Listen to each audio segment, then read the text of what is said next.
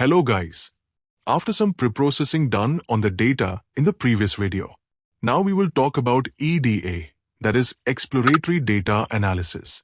This step and pre-processing are interlinked.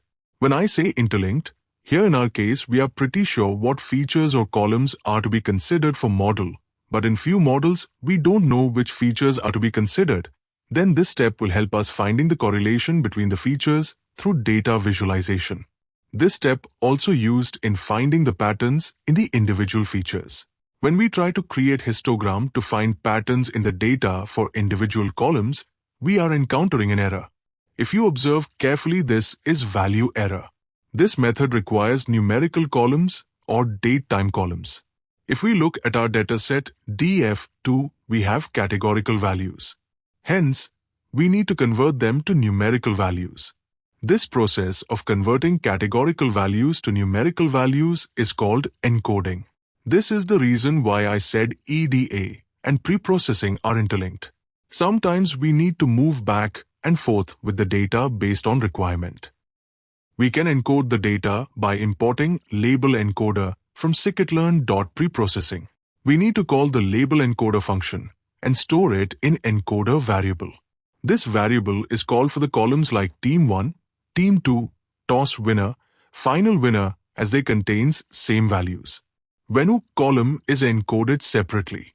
Finally, toss decision is binary encoded as we have only two values in that column, that is either bat or field. This can be observed in the pinned DF2 dataset. Finally, after encoding data looks like this. There are various encoded techniques, but for now we will stick with these. We will discuss more about different encoding techniques later in other videos. Just to be sure, we will check the data type of all the columns in the dataset, and as you see, all of them are in integer format. Now we can apply histogram to see patterns in the data. We do not have any error like earlier because all the categorical values are encoded.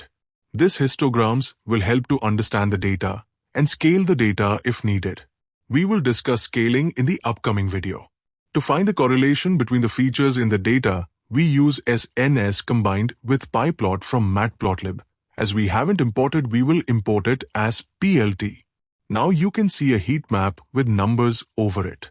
The more positive the number, the more correlated the features, and lesser or negative number indicates less correlation. This is how we can find which features and more correlated and consider the features to the model accordingly. Note, in this model, we are not considering our features based on the correlation values. This heat map is created to show how the features are correlated and how we can choose the best features. The feature selection can be done based on domain knowledge, and hence we are considering these features. See you in the next video.